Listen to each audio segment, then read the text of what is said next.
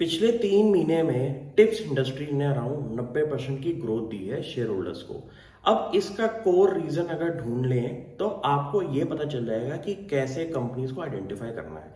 अब ध्यान से इस वीडियो को समझेंगे ताकि इसके बिजनेस को भी समझा जाए और ऐसे आप और कंपनीज भी आइडेंटिफाई कर सकते हैं। तो आप इस क्वार्टर के अगर रिजल्ट चेक करेंगे टिप्स इंडस्ट्रीज के, तो उसमें एक बहुत बड़ा आपको जंप दिखेगा 54% का, कि कंपनी ने पिछले साल के नंबर्स पे इस साल क्या इंप्रूवमेंट दिखाई है।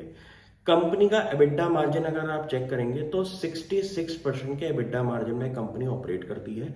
और कंपनी का अगर आप कैटलॉग चेक करेंगे सॉन्ग्स का, तो अभी तक की हिस्ट्री में कंपनी के पास अराउंड 30,000 सॉन्ग्स का एक बेस बन चुका है कैटलॉग के अंदर, जिसके अंदर कंपनी हर क्वार्टर के अंदर अपने सॉन्ग्स ऐड करती है। जैसे कि इस क्वार्टर के अंदर कंपनी ने अराउंड 259 सॉन्ग्स ऐड करे हैं। और कंपनी की जो मैनेजमेंट स्ट्रेटेजी है अकाउंटिंग पॉलिसी को लेके, वो मुझे काफ़ी सही लगती है कि जिस क्वार्टर में उन्होंने गाना रिलीज किया है उसकी जितनी भी कंटेंट कॉस्ट है वो कंपनी उस क्वार्टर के अंदर ही एक्सपेंसेस के अंदर दिखा देती है, जिससे कि आपको ये पता चल जाएगा कि जो गाने इस क्वार्टर में रिलीज हुए हैं उनका अगर फ्यूचर में भी स्ट्रीमिंग हो रही है, जैसे कि आपके स्पॉटिफाई, एप्पल म्यूजिक के अंदर, तो कंपनी को लाइफ लॉन्ग उसका बेनिफिट दिखाई देगा। अगर मैं ऐसा बिजनेस आपको बताऊं जो कि एक बारी खर्चा करने के बाद आपको लाइफ लॉन्ग एन्युटी के हिसाब से पैसा दे रहा है, तो हिस्ट्री में ऐसे कम ही बिजनेसेस आपको दिखाई देते होंगे। अब यही एक रीजन है कि कंपनी के शेयर प्राइस के अंदर अराउंड 100% की जो ग्रोथ आपको दिखाई दे रही है, उसका रीजन है कि कंपनी का जो प्लेटफॉर्म है वो काफी बढ़िया है और काफी यूनिक होने की वजह से मार्केट में इसको एक अच्छा मल्टीपल भी जरूर दिखाई देता है। अब आप बात करेंगे कि ये बिजनेस का कोर कॉम्पिटेंट एरिया क्या है। अब आप ध्यान से सुनिए कि जैसे कि सपोज आपने कोई गाना रिलीज किया, उसमें से एक प्रोबेबिलिटी आप लगा लें कि 250 गानों में से सपोज आपके 10 गाने ही सही निकले, और वो 10 गाने आज की डेट में हर यंग बंदा सुन रहा है अपने सोशल मीडिया प्लेटफॉर्म पे।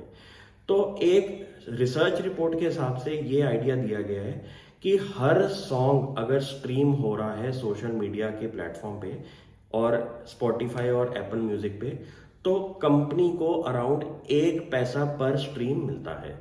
तो आप ये सोचिए कि कितना बड़ा एड्रेसेबल मार्केट है इस बिजनेस का, कि जहां जहां पे ये सॉन्ग यूज होगा वहां पे आपको एक एन्युटी काइंड ऑफ पैसा मिलेगा। तो ये बिजनेस मुझे काफी यूनिक लगा था। और कंपनी के एबिटा मार्जिन के अंदर भी ये चीज दिखाई देती है कि कंपनी के मार्जिन इंडस्ट्री लेवल पे सबसे हाईएस्ट है। आपको मैं गारंटी से कह सकता हूं कि आपको इन मार्जिन पे कोई कंपनी नहीं दिखने वाली। तो ये तो हो गया कंपनी का कोर ऑपरेशन।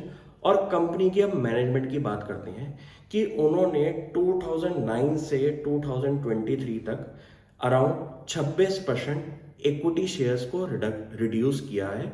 उसका रीजन है कंपनी की बायबैक पॉलिसी, कि हर साल कुछ ना कुछ कंपनी ने बायबैक करे और उससे कंपनी के जो कंसोलिडेटेड लेवल पे शेयर होल्डर्स हैं वो कम हो गए।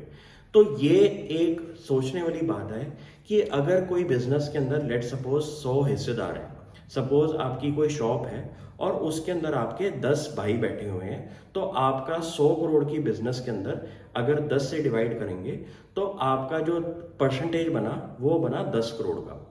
अब आप ये सोचिए कि कंपनी ने 2009 से 2023 तक इस बिजनेस के अंदर 26% शेयर होल्डर्स को रिड्यूस किया है अपनी बायबैक करके, कि जितना कंपनी ने कैश जनरेट किया एक साल के अंदर उसमें से कंपनी ने कुछ पोर्शन बायबैक के अंदर डाला, जिससे कि आउटस्टैंडिंग शेयर्स कंपनी के कम हो जाए। इसका रीजन ये है कि हिस्सेदार कम होना।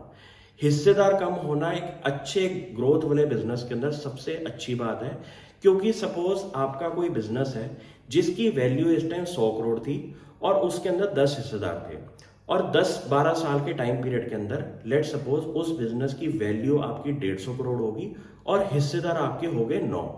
तो आप ये सोचिए कि आपका एग्जिस्टिंग शेयर होल्डर के नाम पे कितनी ज्यादा शेयर होल्डिंग का इफेक्ट भी आ गया, और आपकी उस बिजनेस के अंदर जो वैल्यू ऑफ इन्वेस्टमेंट है वो कितनी ज्यादा बढ़ गई। बायबैक को समझना बहुत मुश्किल है कि उसके आफ्टर इफेक्ट जो होते हैं वो कंपनी के पीछे बैकएंड पे दिखाई देती हैं और सामने आपको दिखाई नहीं देता।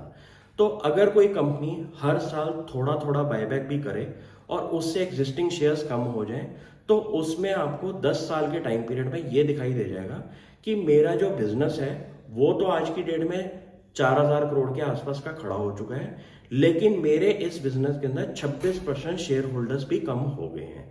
ये एक बहुत बड़ी टर्न अराउंड वाली बात है कि अगर कोई कंपनी हर साल अपने शेयर होल्डर्स कम कर रही है बायबैक करके, तो एग्जिस्टिंग शेयर होल्डर्स को एक फ्यूचर के अंदर अपसाइड भी उन्हीं शेयर होल्डर्स को मिलेगी जो अभी भी इस कंपनी के साथ बने हुए हैं।